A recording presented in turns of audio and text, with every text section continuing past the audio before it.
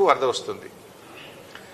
62,000 క్యూసెక్కుల వరద వస్తే ఈ ప్రభుత్వం గేట్లు ఎత్తి సముద్రంలోకి వదిలేసింది. మీరు చేయాల్సిందేంది? ఆడ కట్నీళ్ళోలే, పెట్టిన పొయ్యోలే, నందిమేడారం, గాయత్రి పంప్ హౌజులు రెడీగా ఉన్నాయి. నందిమేడారంలో కట్కొత్తితే రోజుకు 2 టీఎంసీల నీళ్ళు వచ్చి మిడ్మానేర్లో పడతాయి. నేను వారం రోజుల క్రితమే ఉత్తమ్ కుమార్ రెడ్డికి లెటర్ రాసిన. అన్నపూర్ణ, రంగనాయక సాగరు, మల్లన్న సాగరు, కొండపోచమ్మ సాగరు, అదేవిధంగా బస్వాపూరు రిజర్వాయర్లన్నీ ఖాళీగా ఉన్నాయి, చెరువులన్నీ ఖాళీగా ఉన్నాయి.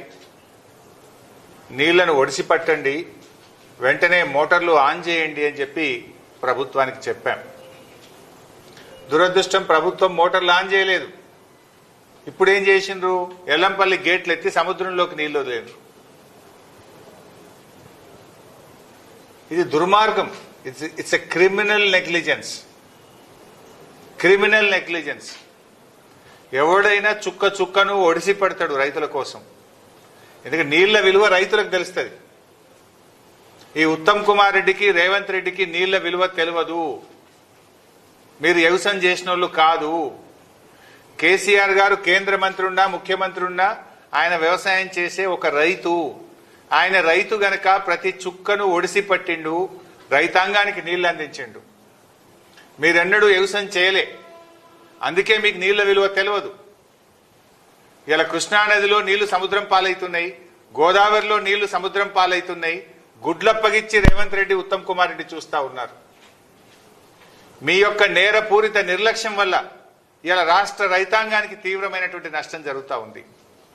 ఒకవైపు వరదలు ముంచెత్తుతా ఉంటే రాష్ట్రంలో కొన్ని జిల్లాల్లో, కొన్ని ప్రాంతాల్లో ఇప్పటికీ చెరువులు నిండలేదు, ఇప్పటికీ డ్యాములన్నీ ఖాళీగా ఉన్నాయి. గోదావరి పరివాహక ప్రాంతంలో 60% డ్యాములు ఖాళీగా ఉన్నాయి.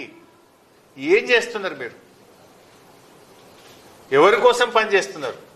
బీఆర్ఎస్ పార్టీ మీదనో, కేసీఆర్ మీదనో, హరీష్ రావు మీదనో కోపం ఉంటే ఎందుకు రైతులకు శిక్ష వేస్తున్నారు? మాకు వేయండి శిక్ష, మేము అనుభవిస్తాం.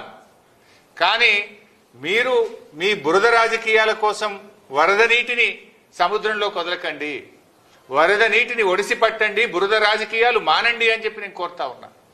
ఇదేం చిల్లర రాజకీయాలు? అరే కట్నింట్ల లెక్క, పెట్టె పొయ్యి లెక్క రెడీగా మోటార్లు, కాళేశ్వరం మోటార్లు ఉంటే కాళేశ్వరం ప్రాజెక్టు కూలింది అని మీరు చెప్పిన అబద్ధాన్ని, మీ గోబల్స్ ప్రచారాన్ని నిరూపించడం కోసం ఇలా మోటార్లు ఆన్ చేస్తలేరు. మీరు చెప్పిన అబద్ధాన్ని పదే పదే చెప్పింది. ఇలా నీళ్ళు వస్తే మీరు చెప్పిన అబద్ధాలని ప్రజలకు అర్థమవుతుందని కావాలని మీరు మోటార్లు ఆన్ చేస్తలేరు ఈరోజు. అరే ఒకటి నీళ్లు సముద్రం పాలు చేస్తారు. నేను వారం కిందనే చెప్పినా, అరే మంచి ఫోర్కాస్ట్ ఉన్నది, వర్షాలు పడబోతున్నాయి, మోటార్లు ఆన్ చేయండి, నింపండి అని చెప్పిన. ఇవాళ నిజంగా చూడండి, మీరు అన్నపూర్ణ 3.5 టీఎంసీలు, ఆడు ఉన్నది 1 టీఎంసీ. అన్నపూర్ణ రిజర్వాయర్ కెపాసిటీ 3.5 టీఎంసీలు, ఉన్నది 1 టీఎంసీ.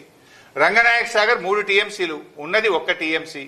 మల్లన్న సాగర్ 50 టీఎంసీలు, ఉన్నది 10 టీఎంసీలు.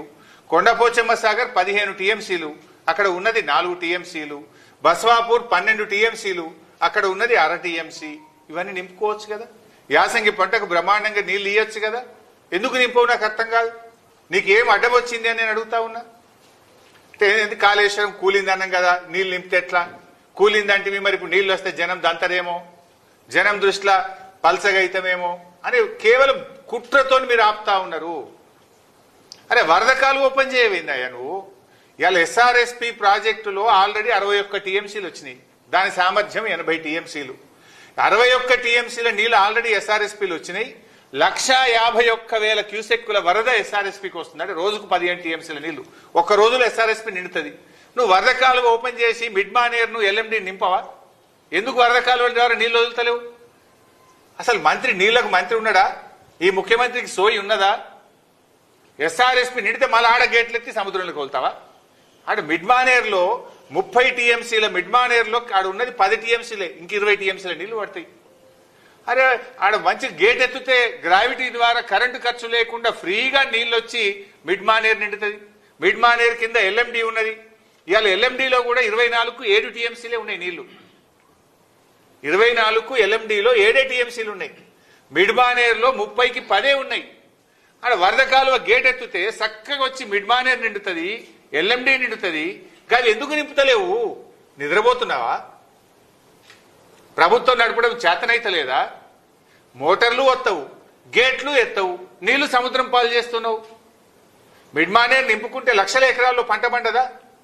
ఇప్పుడు నేను చెప్పిన కాళేశ్వరం రిజర్వాయర్లను నింపితే లక్షల ఎకరాల్లో యాసంగి పంట పండదా? ఈసారి కాలం లేట్ అయింది, వానకాలంలో సగం కూడా సాగు కాలేదు.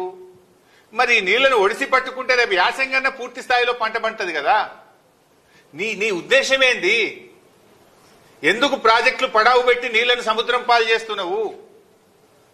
What is wrong with you?